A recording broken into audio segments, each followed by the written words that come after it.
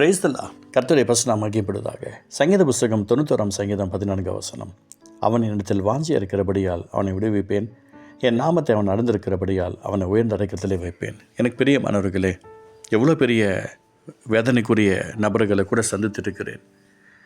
வியாதியில் இருக்கிறவர்களாக இருக்கட்டும், பிரச்சனைகள் இருக்கிறவர்களாக இருக்கட்டும், கடன்களில் தவித்தவர்களாக இருக்கட்டும், மந்திர பிலிசுன செய்வனில் பாதிக்கப்பட்டவர்களாக இருக்கட்டும், அவைகளுக்கெல்லாம் இந்த வார்த்தையை சொல்லும்போது அவர்களுடைய வாழ்க்கை மிகப்பெரிய ஒரு மாற்றத்தை அடைந்த காலங்கள் உண்டு. நான் உங்களுக்கு சொல்லுகிறேன் இயேசுவின் நாமத்தினால. அதுக்கு என்ன செய்யணும் தெரியுங்களா? நமக்கு ஒரு பெரிய அற்புதம் நடக்கணும், அதிசயம் நடக்கணும். ஒரே ஒரு சின்ன விஷயந்தாங்க, அவர் மேலே நம்ம அன்பாக இருக்கணும்.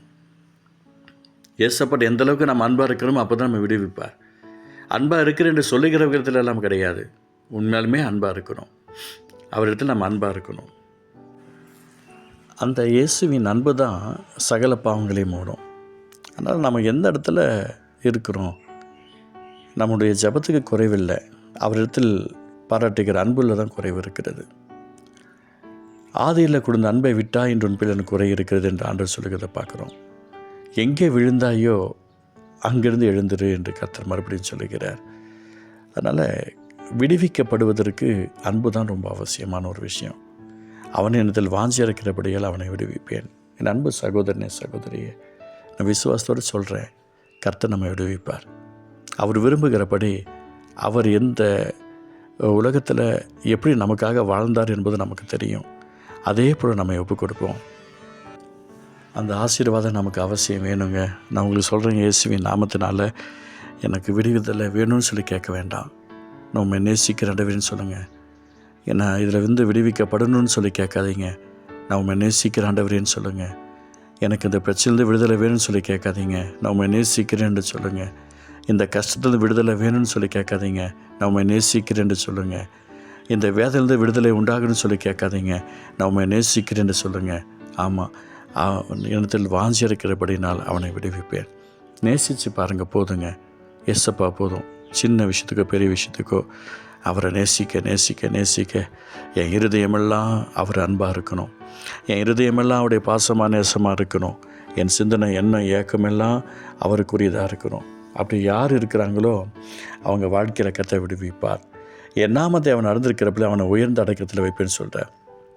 விடுவித்தால் தானே உயர்ந்த அடைக்கலும், படித்தா தானே உயர்வு, இயேசு கொடுத்து தெரிஞ்சால் தானே அவருடைய அன்பை கொடுத்து அறிஞ்சால் தானே உயர்வு.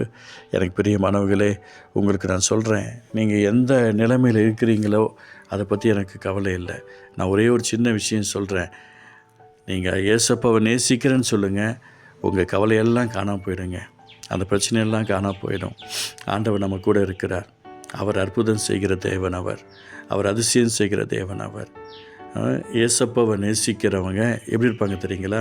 உலக மக்களோடு ஃபெலோஷிப் வச்சிக்கவே மாட்டாங்க. உலக நண்பர்களோடு ஃபெலோஷிப் வச்சிக்கவே மாட்டாங்க. உலக சிநேகம் தேவனுக்கு விரோதமான பகை.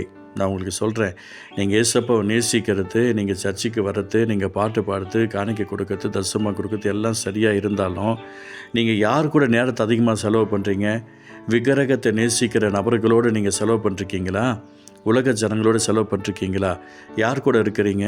நீங்கள் பைபிள் வாசித்தும் ஆண்டவருடைய அன்புக்குள்ளே இருந்து உபவாசம் பண்ணி ஒழுங்கம் செஞ்சோம், அவர் விரும்புகிறபடி வாழலை அப்படின்னு சொன்னால் அதில் அர்த்தம் இருக்கிறது. நாம் எல்லாம் செஞ்சோம், ஊழியத்தை நேசித்தோம், பைபிளை நேசித்தோம், ஜனங்களை நேசித்தோம், கர்த்தரை நேசிக்கலை. அவரை நேசித்தாதான் நமக்கு விடுதலை கிடைக்கும். இயேசுவின் நாமத்தில் நான் சொல்கிறேன், கொஞ்சம் மனமாற்றம் நமக்கு தேவை. அந்த கொஞ்சத்தில் உண்மையான அநேகத்தில் அதிகாரி வைப்பேன் என்று கர்த்தர் வாக்கு பண்ணுகிறார். பரிசுத்த அன்பு தகப்பனே, அவனிடத்தில் வாஞ்சியா இருக்கிறப்ப அவனை விடுவிப்பேன் என்று வாக்கு பண்ணிக்கீங்களே.